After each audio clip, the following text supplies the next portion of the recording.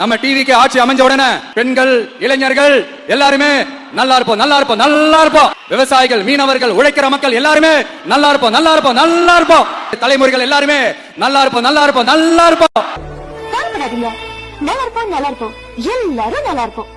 மக்களுடைய பிரச்சனையே தெரியாம தளபதி விஜய் நாங்க வந்து நல்லது பண்ணுவோம், நல்லது பண்ணுவோம், நாங்க வந்து பெண்களுக்கு நல்லது பண்ணுவோம், ஆண்களுக்கு நல்லது பண்ணுவோம், பெற்றோருக்கு நல்லது பண்ணுவோம், முதியோருக்கு நல்லது பண்ணுவோம், கிழவிக்கு நல்லது பண்ணுவோம், குழந்தைகளுக்கு அதெல்லாம் எல்லாரும் செய்வான். என்ன பண்ணுவேன் கைஸ்? இந்த வீடியோ விஜயண்ணா ஃபேன்ஸ்க்கு கொஞ்சம் கஷ்டமா தான் இருக்கும். ஏன்னா உண்மையை பேச போறேன். நேத்து திருநெல்வேலியில விஜயண்ணா பேசும்போது பாத்தீங்கன்னா நிறைய விஷயங்களை பேசினாப்ல. அதுல குறிப்பா பாத்தீங்கன்னா அவரோட பொண்டாட்டி மேல அவரே பழி போட்டிருக்காரு. அது ஒரு மாதிரி கேவலமான விஷயம் தான். அது என்ன மேட்டர் டீடைலா பார்க்க போறோம். இப்போ எலெக்ஷனுக்கு 30 நாளைக்கு முன்னாடி கரெக்டா அந்த டைம் பார்த்து ஒரு அவதூறு பரப்ப வேண்டியது, அது என்னன்னு உங்களுக்கே தெரியும். இது கூடவே இந்த வீடியோல இன்னொரு விஷயத்தையும் பார்க்க போறோம். தமிழின தேசிய தலைவர் இருக்காருல்ல, சோ அவரை வந்து பாத்தீங்கன்னா நேஷனல் டிவி வரைக்கும் கொண்டு போய் சீமான் சேர்த்துட்டாரு அப்படின்ற மாதிரி தான் சொல்ல தோணுது. And the picture that comes up is that of LTTE chief Prabhakaran. ஏன்னா அந்த மாதிரி ஒரு சம்பவமும் நடந்திருக்கு. அது என்ன மேட்ரு அப்படின்றதையும் சேர்த்து பார்க்க போறோம். ஸோ இதுல டீடைல்டாக பார்க்கலாம். ஆனால் ஒன்று மட்டும் கிளியரா சொல்லிக்கிறேன், விஜய் அண்ணாக்கு அகேன்ஸ்டா பேசணும் அப்படின்றது மோட்டிவ் கிடையாது. ஆனால் அவர் பண்ற விஷயங்கள் அப்படிதான் பேச வைக்குது. நானும் என்னங்க பண்றது, சில விஷயம் பாசிட்டிவா பேசணும்னு பார்க்குறேன். ஆனால் ஒவ்வொரு மீட்டிங்லையும் அவர் பேசுறது வந்து பார்த்தீங்கன்னா ட்ரோல் மெட்டீரியலாக தான் மாறுது. அதில் வந்து பார்த்தீங்கன்னா கேள்விகள் தான் அதிகமாக வருது. பட் இந்த மீட்டிங்ல சில விஷயம் கொஞ்சம் பாசிட்டிவ் இருக்கு. அதையும் இந்த வீடியோல சேர்த்தே சொல்றேன். ஸோ ஃபர்ஸ்ட் ஆஃப் ஆல் இந்த திருநெல்வேலி பரப்புரை இருக்குல்ல, உண்மையிலே மேசிவா நடந்தது. சரியான கிரௌடு. அந்த மாதிரி ஒரு கிரௌடு வந்து பாத்தீங்கன்னா ரொம்ப நாள் ஆச்சு ஒரு தலைவருக்கு கூடி அந்த அளவுக்கு கிரௌடு கூடி இருக்கு. சோ இத பார்த்தோன்னே பாத்தீங்கன்னா விஜய் கட்சிக்காரங்களுக்கும் சரி, விஜயனோட ஃபேன்ஸுக்கும் சரி பயங்கர கூஸ் பம்ப்ஸா இருக்கும். என்னடா இவ்வளவு கூட்டம் வந்திருக்கு அப்படின்ற மாதிரி. ஆனா உங்களுக்கு எல்லாம் ஒரு கிளாரிட்டி ஒன்று கொடுக்குறேன், அது திருநெல்வேலி தொகுதியில மட்டும் இருந்து வந்த கூட்டம் இல்ல, தமிழ்நாடு ஃபுல்லா இருந்து வரவழைக்கப்பட்ட கூட்டம். சோ அது வந்து பாத்தீங்கன்னா அது ஒரு கிரிட்டிசிசமாவும் மாறிட்டு இருக்கு. எதுக்காக டிவிகே சைடுல இருந்து தொடர்ந்து இதை பண்ணிக்கிட்டே இருக்காங்க? ஏன்னா விஜயனா போனாலே அங்க ஒரு கூட்டம் நார்மலாவே கூடும். உண்மையில அவரை பார்க்கிறதுக்கு ஆர்கானிக்கா ஒரு கூட்டம் வந்துதான் ஆகும் அந்த இடத்துல. ஸோ அப்படின்னும் போது அந்த கூட்டம் பத்தாதா? அதை தாண்டி எதுக்கு இவ்வளோ கூட்டத்தை கூட்டுறாங்க? ஆல்ரெடி அத்தனை உயிரிழப்புகள் வந்திருக்கு. ஸோ அப்படி இருக்கும்போது அந்த கூட்டத்தை காமிச்சு அந்த மாஸ் மென்டாலிட்டி எதுக்கு வருது? ஸோ கூட்டத்தை காமிச்சு நான் கெத்துன்னு காமிக்கிற மென்டாலிட்டி ஏன் வருது? அதை தயவு செஞ்சு விஜய் தூக்கி போடணும். இன்னும் அந்த சினிமா மென்டாலிட்டிலே இருக்கக்கூடாது அப்படின்ற மாதிரி பார்த்தீங்கன்னா ஊடகவியலாளர்கள் நிறைய பேர் வந்து கிரிட்டிசைஸ் பண்ணிக்கிட்டு தான் இருக்காங்க. ஏன்னா எல்லாருக்கும் தெரிஞ்சு போச்சு இது வந்து தமிழ்நாடு ஃபுல்லாக இருந்து வரவழைக்கப்பட்ட கூட்டம் அப்படின்ற மாதிரி. நீங்கள் ஒரு மாநாடு போட்டு அதுக்கான ஏற்பாடுகள் பக்காவாக பண்ணி ஸோ அப்போ வந்து பார்த்தீங்கன்னா இந்த கூட்டத்தை வர வைக்கலாம். அதுவும் அந்த மாநாட்டுக்கு சைஸுக்கு ஏற்ற அளவுக்கு கூட்டத்தை தான் வர வைக்கணும். இது வந்து பார்த்தீங்கன்னா கட்டுக்கடங்காத கூட்டத்தை வந்து மொத்தமாக வர வைக்கிறாங்க. வர வச்சு பார்த்தீங்களா இப்படி ஒரு கூட்டத்தை வந்து எங்கேயாவது கூட்ட முடியுமா, யாருக்காவது இப்படி ஒரு கூட்டம் வருமா அப்படின்ற மாதிரி காமிக்கிறாங்க. அதில் என்ன யூஸ் இருக்குன்னு தெரியல. பட் கூட்டம் வந்து பார்த்தீங்கன்னா மேசிவான கூட்டம். ஆனால் இவ்வளோ கூட்டம் கூடியும் ஒவ்வொரு மீட்டிங்லையும் பார்த்தீங்கன்னா விஜய் அவர் பேசுறது வந்து பார்த்தீங்கன்னா பெருசாக அவங்கள வந்து பார்த்தீங்கன்னா ஒரு பக்குவப்படுத்துகிற மாதிரி இருக்கான்னு கேட்டால் இல்லை. ஏன்னா இந்த மீட்டிங்கு வரும்போதும் பார்த்தீங்கன்னா அவ்வளோ யங்ஸ்டர்ஸ் வண்டி பின்னாடி ஃபாலோ பண்ணிக்கிட்டு கீழே விழுந்து வாரிக்கிட்டு அப்படி தான் வந்துகிட்டு இருக்காங்க. நியூஸில் பார்க்க முடியுது. தவேக தலைவர் விஜயின் வாகனத்தை பின்தொடர்ந்து பைக்குகளில் வந்த இளைஞர்கள் அடுத்தடுத்த விபத்தில் சிக்கியுள்ளனர். ஸோ விஜய் அவர் வந்து பார்த்தீங்கன்னா இதை கண்டிக்கணும், இதை ஸ்ட்ரிக்டாக கண்டிக்கணும். அவர் பேசும்போது அவர் கண்டிக்கணும், எனக்கு எப்படியா வீட்டுக்கு போக வழி விட்டுருங்க அப்படின்ற மாதிரி வழி கேட்கக்கூடாது. ஒரு தலைவனா அங்கே இருந்து அவங்களை கண்டிக்கணும், இப்படிலாம் வரக்கூடாது, இப்படிலாம் வந்தீங்கன்னா என்ன அர்த்தம் அப்படின்னு சொல்லி ஸ்ட்ரிக்டாக அவர் பேசணும். ஆனால் விஜய் அவர் பேசவே மாட்டாரு. அவங்க ரசிகர்களும் பார்த்தீங்கன்னா அதே விஷயத்தை தொடர்ந்து பண்ணிக்கிட்டே இருக்காங்க, பின்னாடியே ஃபாலோ பண்ணிக்கிட்டு இருக்கிறது, கார் மேலே ஏறுறது. ஸோ ஒரு லிமிட்டை தாண்டி அது போய்கிட்டே இருக்கு அப்படின்ற மாதிரி தான் சொல்லணும். அதை அவரால் கண்ட்ரோல் பண்ண முடியல. அதுவும் நியூஸில் பார்க்க முடிஞ்சதுன்னு வச்சுக்கோங்களேன். ஸோ இதுக்கடுத்து அவர் பேசுகிற டாபிக் அவர் வந்து பார்த்தீங்கன்னா ஒரு லிஸ்ட் ஒன்று போட்டார். இந்த கரூர்ல வந்து என் மேல பழிய தூக்கி போட்டாங்க அப்படின்ற மாதிரி சொன்னார் ஒன்னு. ஓகேங்களா? சோ இதுக்கு அடுத்து பாத்தீங்கன்னா ஜனநாயகன் படத்தை வந்து முடக்கி எனக்கு வந்து ஆப்படிக்கணும்னு நினைச்சாங்க. சோ அதுல வந்து விஜய் அப்செட் ஆயிடும்னு நினைச்சாங்க. ஆனா அதுலயும் இந்த விஜய் வந்து அப்செட் ஆகல. அதுலயும் பாத்தீங்கன்னா நாசுக்கா எஸ்கேப் ஆயிட்டேன் அப்படின்ற மாதிரி சொன்னாரு. சோ இதுக்கு அடுத்து எஸ்ஓபி போட்டு வந்து என்ன முடக்கணும்னு நினைச்சாங்க அப்படின்ற மாதிரி சொன்னாரு. போடு எஸ்ஓபின்னு ஒன்னு போடு. விஜய்க்கு மட்டும் தனியா ரூல்ஸ், தனியா ரெகுலேஷன்ஸ், தனியா கண்டிஷன்ஸ் அவனுக்கு மட்டும் போடு. மத்த கட்சிகள்லாம் விடு, விஜய்க்கு மட்டும் தனி கண்டிஷன்ஸ் போடு. அவன் வெளியவே வரக்கூடாது, மக்களை சந்திக்கவே கூடாது. சோ இது வந்து பாத்தீங்கன்னா விஜய்க்காக மட்டும் அது போடல, அது ஒட்டுமொத்த பொலிட்டிஷியன்ஸ் எல்லாருக்காகவும் தான் போட்டது.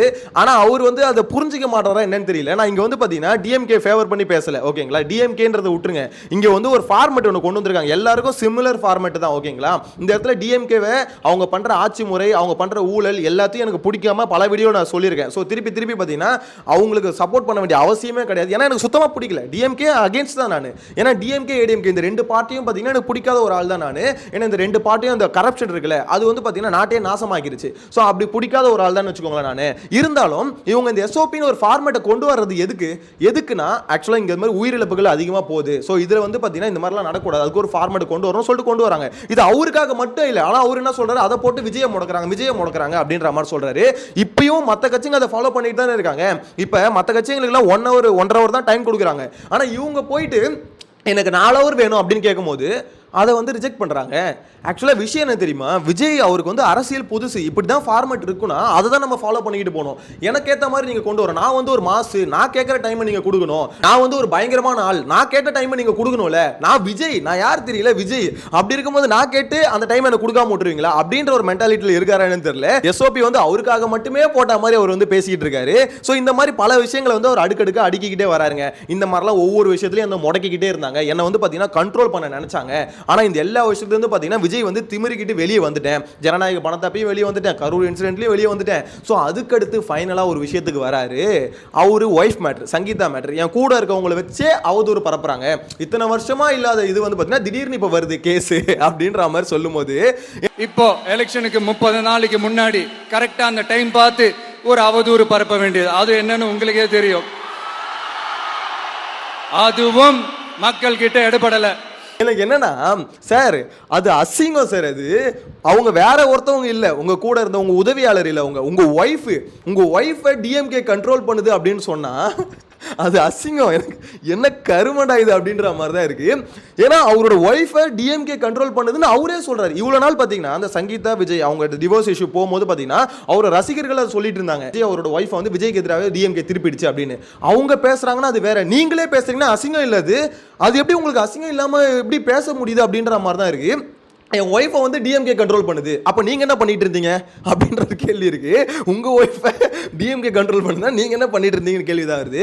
ஆனால் இது ரொம்ப கேவலமான விஷயமா இருக்குங்க. ஏன்னா அவங்க வந்து பார்த்தீங்கன்னா விஜய் அசிங்கப்படுத்தணும்னு நினைக்கவே இல்லை. சங்கீதா உண்மையில அவங்க விஜய் அசிங்கப்படுத்தணும்னு நினைக்கவே இல்லை. இந்த வீடியோ ரெக்கார்ட் பண்ணுறதுக்கு மெயினான காரணமும் அதுதான். எனக்கு அதை பார்க்கும்போது அவ்வளோ கடுப்பாக இருக்கு. அவங்க எங்க விஜய் அசிங்கப்படுத்தணும்னு நினைச்சாங்க? அவங்க அசிங்கப்படுத்தணும்னு நினைச்சிருந்தா நடிகையோட பேரை அப்பயே சொல்லியிருப்பாங்க. அவங்க 2021 ஒரு மேட்டர் வந்து கண்டுபிடிச்சிட்டு இருக்காங்க, இந்த மாதிரி இவருக்கு வந்து அந்த நடிகையோட தொடர்பு இருக்கு அப்படின்றத. ஸோ அப்போ கண்டுபிடிச்சு அப்போ வார்ன் பண்ணிருக்காங்க, நீங்க பண்ணாதீங்கன்னு வார்ன் பண்ணிருக்காங்க. தலைவன் அதெல்லாம் இல்லடா, அப்படிதான் பண்ணுவேன், நான் யாரு தெரியல, நான் அப்படிதான் இருப்பேன் அப்படின்ற மாதிரி இருந்திருக்குன்னு சொல்லிட்டு, இது எல்லாமே நான் சொல்றது இல்லைங்க, அவங்க வந்து கோர்ட்ல கேஸ் போடும்போது அவங்க கொடுத்த டீடைல்ஸ் தான் இது எல்லாமே. ஓகேங்களா? சோ அப்படி இருக்கும்போது இவ்வளத்தையும் அவங்க வந்து எக்ஸ்பிளைன் பண்ணிருக்காங்க, பண்ணக்கூடாது, இவரும் பண்ண மாட்டேன்னு சொல்லிட்டு திருப்பி அதே பண்ணிருக்காரு. அது இல்லாம அந்த நடிகை என்ன பண்ணிருக்காங்க, போயிட்டு அவங்க 2 பேரும் எங்கேயாவது ஈவெண்ட்டுக்கு எங்க போகும்போது போட்டோ எடுத்து சோஷியல் மீடியாவில் ஷேர் பண்றாங்க. இவங்களுக்கு இன்னும் எரிய ஆரம்பிச்சிருக்கு. ஸோ அதுக்கப்புறம் இந்த மாதிரி திருப்பி கேட்க வீட்டை விட்டு துரத்திட்டு இருக்கீங்க. ஸோ இது எல்லாத்தையும் பண்ணிட்டு இப்போ அவங்க என்ன கேட்குறாங்கன்னா, எனக்கு டிவோர்ஸ் வேணும்னு கேட்குறாங்க, ஜீவனாம்சம் கேட்குறாங்க. ஸோ அதை கொடுத்துட்டு டிவோர்ஸ் கொடுத்துட்டு அமுச்சு விடுங்க. இந்த இடத்துல வந்து அவங்க உங்களை அசிங்கப்படுத்தவே இல்லையே, உங்க மேல அவதூறு பரப்பவே இல்லையே. உங்க மேல அவதூறு அவங்க பரப்பணும்னு நினைச்சிருந்தாங்கன்னா அன்னைக்கே வந்து நடிகையோட பேரை சொல்லிட்டு இருப்பாங்க. அவங்க தான் சொல்றாங்களே, இன்கேஸ் ஜட்ஜஸ் வந்து என்கிட்ட கேட்கறாங்க, இந்த மாதிரி கேட்டாங்கன்னா அப்ப நான் சொல்றேன் நடிகையோட பேரை, இல்ல விஜய் அவர் சைட்ல இருந்து மிரட்டல் ஏதாவது வந்ததுன்னா அப்ப அந்த நடிகையோட பேரை நான் வெளியே சொல்லுவேன். மற்றபடி இப்ப அவர் அசிங்கப்படுத்தணும், அவர் அந்த நடிகையோட பேரை சொல்லணும் இப்ப எனக்கு அவசியம் இல்லை. எனக்கு தேவை டிவோர்ஸ், அவர் கூட வாழ முடியல, அது மட்டும் இல்லாம என்ன அந்த வீட்டில் அலோவ் பண்ணுங்க அப்படின்ற மாதிரி கேட்கறாங்க. அவங்க கோரிக்கையெல்லாம் ரொம்ப நியாயமா இருக்குங்க. இவர் இப்படி போயிட்டாரு, இப்போ விஜய் இதை சொல்றாருல, என் மேல இந்த மாதிரி கூட இருக்கவங்களை வச்சு அவதூறு பரப்புறானு, அப்படி பேசுறவரு அது அவதூறு தானா? இப்ப போல்டா சொல்லிருக்கலாம்ல, எனக்கு வந்து அப்படி ஒரு தொடர்பு இல்லை அப்படின்றது. அதை மட்டும் ஏன் சொல்ல முடியல? இப்போ வரைக்கும் விஜய் வாயில இருந்து அந்த ஸ்டேட்மெண்ட் வர மாட்டேன். அவங்க உங்க மேல தொடர்பு இருக்குன்னு சொல்றாங்க, தொடர்பு இல்லைன்னு சொல்லுங்க, இல்லைன்னா இல்லைன்னு சொல்லுங்க. அதை எதுக்குங்க உங்களால சொல்ல முடியல? அந்த கேள்விதான் வருது. விஜயண்ணா நீங்க பண்றது ரொம்ப தப்புனா, அந்த இடத்துல தொடர்பு இருக்கா இல்லையா கேள்வி இவ்வளவுதான். இல்லைன்னு சொன்னா உங்க ரசிகர்கள் உங்க கூட ஸ்டாண்ட் பண்ணி நிக்கிறது நியாயம். நீங்க அதுக்கு பதிலே சொல்ல மாட்டீங்க. அதுக்கு பதில் சொல்லாம எம்எல்ஏ அவதூறு பரப்புறாங்கன்னே சொல்லிட்டு இருக்கீங்க. அந்த இடத்துல வந்து பாத்தீங்கன்னா இது வந்து கோர்ட் கேஸ் வந்து 20ஆம் தேதி வருது, எப்படி இருந்தாலும் போக மாட்டாரு, தள்ளி போட்டுருவாருன்னு வச்சுக்கோங்களேன். ஏன்னா 23 எலெக்ஷன் அப்படின்னும் போது கண்டிப்பா தள்ளி போட்டுருவாரு. ஸோ இங்க விஷயம் என்னன்னு பாத்தீங்கன்னா, அவங்க கேட்டது பேசிக் டிவோர்ஸ் கேட்கறாங்க. அது வந்து எனக்கு வந்து இந்த மாதிரி நான் சொல்லி அவர் திருந்தல அப்படின்னு சொல்லி டிவோர்ஸ் கேட்கறாங்க. இதை வந்து டிஎம்கே வந்து கண்ட்ரோல் பண்ணி இந்த மாதிரி இயக்குது அப்படின்ற இத்தனை வருஷம் இல்லாம இப்ப அவங்க 2021 தான் கண்டுபிடிச்சிருக்காங்க. அதுக்கப்புறமும் உங்ககிட்ட சொல்லியிருக்காங்க, அதுக்கப்புறமும் நீங்க கேட்கலன்னு சொல்லிட்டு தான் கேஸ் கொடுத்துருக்காங்க. ஸோ இந்த இடத்துல வந்து பாத்தீங்கன்னா சங்கீதா அவங்களுக்கு விஜய் அசிங்கப்படுத்தணும் அப்படின்ற நோக்கமே இல்லை. அப்படி ஒரு நோக்கமே இல்லாதவங்க மேல இவர் தான் இப்ப பழி போறாரு அப்படின்ற மாதிரி சொல்ல தோணுது. ஏன்னா அவங்க அசிங்கப்படுத்தணும்னு நினைச்சிருந்தா ஈஸியா விஜய் அந்த நடிகையோட வந்து பாத்தீங்கன்னா கோத்து விட்டு இந்த நடிகை கூட தான் அவங்க சேர்ந்து இருக்காங்க அப்படின்ற மாதிரி சொல்லிட்டு போயிருக்கலாம். இவ்வளவு பண்ற அவங்களுக்கு ஆதாரம் எல்லாமே பண்ணுவாங்க. இந்த மாதிரி பண்ற இவ்வளவு கேஸ் போடுற அளவுக்கு ஆதாரம் எல்லாமே அவங்க கேஸ் போடுவாங்க, இந்த நடிகை கூட ஒரு தொடர்பு இருக்குன்னு. உங்களை அசிங்கப்படுத்தணும்னு நினச்சிருந்தா எப்பயோ பண்ணியிருக்கலாம் சார். ஏன் சார் நீங்கள் வந்து உங்கள் ஒய்ஃப் அசிங்கப்படுத்துறீங்க இந்த மாதிரி டிஎம்கே இயக்குதுன்னு? எனக்கு புரியல. உங்கள் 2 பேருக்குள்ள அது மனஸ்தாபம் வந்துருச்சு, உங்களுக்கு அவங்க கூட வாழ பிடிக்கல. ஸோ அப்படின்னும் போது நீங்கள் இன்னொருத்தவங்க கூட வாழ பிடிச்சிருக்கு அப்படின்னும் போது அதை ஒத்துக்கிட்டு உங்கள் ரசிகர்கள் மாதிரி நீங்கள் எப்படி சார் அங்கே பேசுறீங்க? நான் அதுதான் சொல்கிறேன். ஒரு அரசியல் களத்தில் வந்துட்டு பார்த்தீங்கன்னா மக்களோட பிரச்சனையை எடுத்து பேசணும் அப்படின்றத பேசணும். அதை விட்டுட்டு எனக்கு வலிக்குது, இங்கே வலிக்குது, அங்கே வலிக்குது, எனக்கு வந்து பார்த்தீங்கன்னா இந்த மாதிரி டார்ச்சரில் உங்களை பற்றியே நீங்கள் பேசிக்கிட்டே இருக்கீங்க. உங்கள் மேலே எவ்வளோ கேஸ் போட்டாங்க? அத்தனை வலிகளையும் தாங்கிக்கிட்டு ஐடெக்ஸ் பாம். எனக்கு அதுதான் கடுப்பாகுது. உங்க மேல எவ்வளவு கேஸ் போட்டாங்க? உங்க மேல கேஸ் பெருசா, எஃப்ஐஆர் உங்க மேல போடலையே. உங்க மேல டிவோர்ஸ் கேஸ் தாங்க இருக்குது, எஃப்ஐஆர் உங்க மேல போடலையே. என்ன நினைச்சுக்கிட்டு இருக்கீங்க நீங்க? ஸோ இந்த இடத்துல பாத்தீங்கன்னா சில தலைவர்கள்லாம் பாத்தீங்கன்னா எவ்வளவு கேஸ் தெரியுமா? சீமான் மேல 200 கேஸுக்கு மேல போயிட்டு இருக்கு. வழக்கு தானே ஓட வேண்டியதானே. ஸோ அவ்வளோ கேஸுங்களை வாங்கிட்டு இருக்காங்க, அவ்வளோ கோர்ட்டு கேஸ்னு அலைஞ்சிக்கிட்டு இருக்காங்க. ஒண்ணுமே நடக்காது. அப்பயே இவ்வளோ வலிக்குது, ஐயோ ஏமா என்னையா என்ன இப்படி கதறிட்டு இருந்தா எப்படிதான் அப்படின்ற மாதிரி சொல்ல தோணுது. உண்மையிலே சொல்றேன், விஜய் அரசியலுக்கு வரும்போதெல்லாம் சே அண்ணனுக்கு இருக்க மாசுக்கு வந்து பாத்தீங்கன்னா கண்டிப்பா ஒரு பயங்கரமான ஒரு சேஞ்சஸ் வரும் அப்படின்ற மாதிரி நினைச்சேன். ஆனா அண்ணன் இப்படி வந்து பாத்தீங்கன்னா தமாஸ் பண்ணிட்டு இருப்பாரு சத்தியமா எதிர்பார்க்கலங்க. அதுலயும் அந்த இலவசங்களுக்கு கொடுக்கும் போதே நான் லாஸ்ட் வீடியோவில் சொன்னேன், அங்கேயே வெறுத்து போச்சு. ஐயா திருப்பி ஏடிஎம்கே அதே அரசியல் தான் அப்படின்றது. சரி, அவங்க ரசிகர்களுக்காவது அவங்க தொண்டர்களுக்காவது பக்குவப்படுத்துற மாதிரி ஏதாவது பேசுவாங்க போது அதையும் பேச மாட்டாங்க. பட் இந்த இதுல பரப்புரையில சில விஷயங்களை சொல்லியிருக்காரு. நல்ல விஷயம் சொன்னால அது என்ன தெரியுமா? மணல் கொள்ளை நடக்குது, இந்த மாதிரி மணல் மாஃபியாலாம் நடந்துகிட்டு இருக்கு, வழக்கொள்ளை நடக்குது, இது எல்லாத்தையும் தடுக்கணும் அப்படின்ற மாதிரிலாம் பேசிட்டு இருந்தாரு. விஜய் அவர் வந்து பாத்தீங்கன்னா பேசும்போது ஒரே ஒரு விஷயத்தை மட்டும் கண்டிப்பா பாயிண்ட் அவுட் பண்ணி பேசவே மாட்டாரு. அது என்ன தெரியுமா?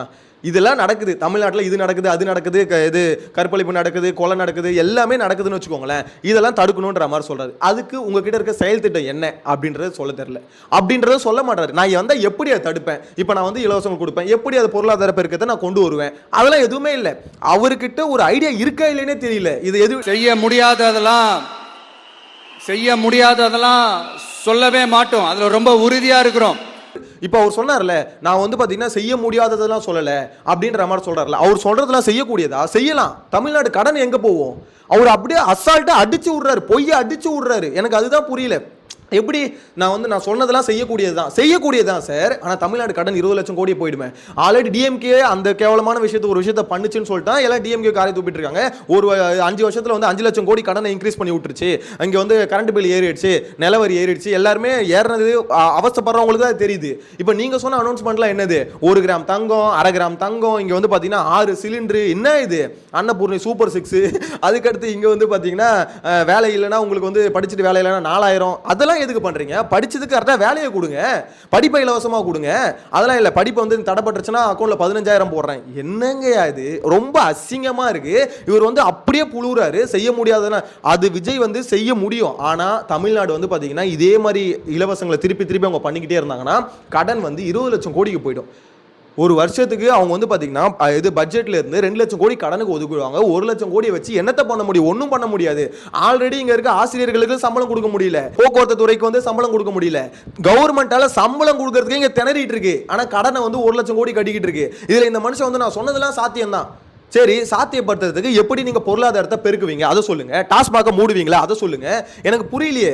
இதெல்லாம் எதுவுமே பேச மாட்டாங்க. சிம்பிளா நான் ஒவ்வொன்றும் மக்களை யோசிச்சு தேர்தல் அறிக்கையை ரிலீஸ் பண்ணிட்டு இருக்கேன். என்ன தேர்தல் அறிக்கையை விட்டீங்க?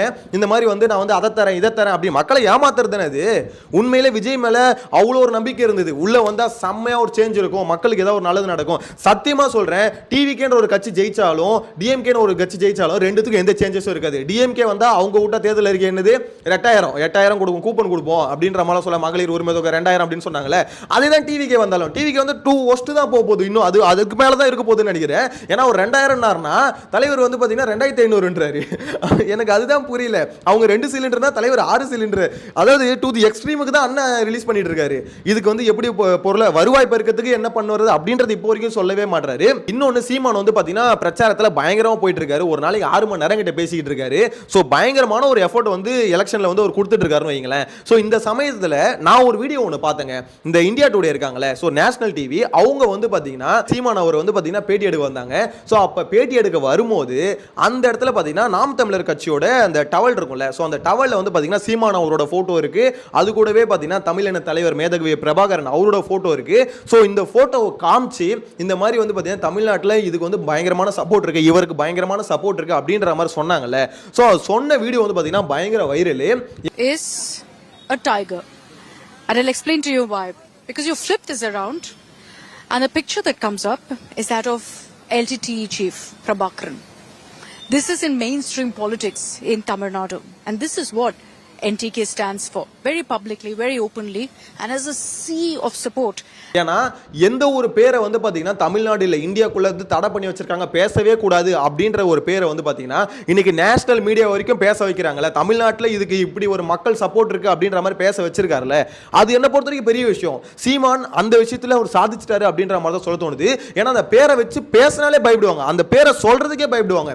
ஏன்னா தடை செய்யப்பட்ட இயக்கம், ஸோ அப்படின்னும் போது பேரை சொல்றதுக்கே பயப்படுவாங்க. பட் இந்தியா டுடே அந்த நேமை வந்து பார்த்தீங்கன்னா அவங்க சேனல்ல அவங்க பப்ளிஷ் பண்றாங்க பேசி அப்படின்னும் போது ஸோ ரீச் பண்ணிட்டாரு, அந்த அளவுக்கு கொண்டு போய் சேர்த்துட்டாரு அப்படின்றது தான் என்ன பொறுத்த வரைக்கும் அதுல இருந்து புரிஞ்சுக்க முடியுது. எனிவேஸ் ரெண்டு விஷயத்தை பத்தி டிஸ்கஸ் பண்ணணும்னு நினைச்சேன். ஒன்னு சீமான் அவர் பண்ண இந்த சம்பவம், இன்னொன்று வந்து பார்த்தீங்கன்னா விஜய் அவர் பண்ண அந்த சம்பவம். ஸோ இதை பற்றி உங்களோட கருத்துக்களை மறக்காம கமெண்ட்ல மென்ஷன் பண்ணுங்க. அதே மாதிரி லாஸ்ட் வீடியோவில் வந்து பார்த்தீங்கன்னா சீமான் NTKக்கு வந்து இன்ஸ்டாகிராமில் பயங்கரமான சப்போர்ட் வந்துகிட்டு இருக்கு அப்படின்ற மாதிரி சொல்லிட்டு இருந்தேன். ஸோ அதோட கமெண்ட்ஸ் வந்து பார்த்தீங்கன்னா நிறைய பேர் வந்து அதை சப்போர்ட் பண்ணி பேசியிருந்தீங்க. சில பேர் வந்து பார்த்தீங்கன்னா திரள்நிதி வாங்கி இந்த மாதிரி ஏமாத்திட்டு இருக்காரு அப்படின்ற மாதிரி அந்த ஒரு கமெண்ட்ஸ் நீங்க முன் வச்சிருந்தீங்க. ஸோ அதை எனக்கு பார்க்கும்போது என்ன தோணுதுன்னா, திரள்நிதி வாங்குறது தப்பு இல்லைங்க, அதுக்கு பதில் வந்து சீமானே இதுக்கு முன்னாடி ஒரு இடத்துல கொடுத்துருக்காரு. அதாவது அங்கிருந்து காசு வருது இங்கிருந்து காசு வருது அப்படின்ற மாதிரிலாம் கமெண்ட்ஸ்ல சொல்றீங்களே, ஸோ அதுக்கான பதிலை வந்து அவரே சொல்லியிருக்காரு. அப்படிலாம் அவாலா பணம் அந்த மாதிரி அந்த பணம் இந்த பணம்லாம் வந்ததுன்னு வச்சுக்கோங்களேன், இந்நேரத்துக்கு எப்பயோ சீமானை காலி பண்ணி உள்ள தூக்கி வச்சுட்டு இருப்பாங்க. ஸோ இப்போ அதெல்லாம் இருந்திருந்தா அதெல்லாம் பண்ணிருக்க முடியாது. அதுக்கு பதில சீமானே சொல்றாரு, எங்க இருந்து இவர்களுக்கு காசு வருது அது கூட தெரியாம புடுங்கல் காட்சியில் இருக்க எதுக்கு ஆதார் வாங்கிக்கிற, அப்புறம் இதை கொடுங்க, செல்போனை ஹேக் பண்ண எடுத்துக்கிறேன்ற, கம்ப்யூட்டர் நோண்டி பாப்பேங்கிற, அதுல பாரு பணம் எங்க இருந்து வருது, உங்களுக்கு எங்க இருந்து பணம் வருது, எங்க இருந்து வருது, எங்க இருந்தோ வருது. அதெல்லாம் பார்க்காம என்னங்க இப்படி உழவு போட வச்சிருக்கா, வருமான வரித்துறை வச்சிருக்கா, ஹவாலா வருதா கண்டுபிடி, வங்கி மூலமா வருதா கண்டுபிடி, வேற எதுக்கு ஞாபகம் இருக்க, உனக்கு தெரியுது வரலைன்னு. ஆனா சும்மா எங்கிருந்தோ வருது நாய், இதை யார் பேசுறது, எங்கிருந்தோ வந்த நாய் எல்லாம் பேசிருக்காங்க. இதை வந்து நீங்க கமெண்ட்ஸ்ல கேட்க வேண்டிய அவசியமே இல்லை. திரள்நிதின்றது மக்கள் எல்லாம் கொண்டு போய் கொடுக்கறது தான். ஸோ இது வந்து பார்த்தீங்கன்னா திரள்நிதி வாங்குறது வந்து பார்த்தீங்கன்னா இப்படி ஒரு குற்றம் அப்படின்ற மாதிரி இங்கே சொல்லவே முடியாது. மற்றவங்களை ஏமாத்துறாங்க அப்படின்ற மாதிரி சொல்லவே முடியாது. ஏன்னா கள்ள பணம் அங்கிருந்து வருது இங்கிருந்து வருது அப்படின்னு சொல்ல முடியாது. அப்படிலாம் சொல்ற மாதிரி இருந்தா, அதெல்லாம் ஒரு விஷயம் நடக்கிற மாதிரி இருந்தா, இன்னத்துக்கு அது எப்போ கோர்ட்டு கேஸ்ன்னு அவர் வந்து சுத்திட்டு இருக்கணும். அது சம்பந்தமா இன்னும் அது வரல அப்படின்னா அது நடக்கல அப்படின்ற மாதிரி எனக்கு என்னமோ சொல்ல தோணுது. இதை பத்தின உங்களோட புரிதலையும் கமெண்ட்ல மென்ஷன் பண்ணுங்க. நெக்ஸ்ட் வீடியோல மீட் பண்ணலாம். Tata bye by.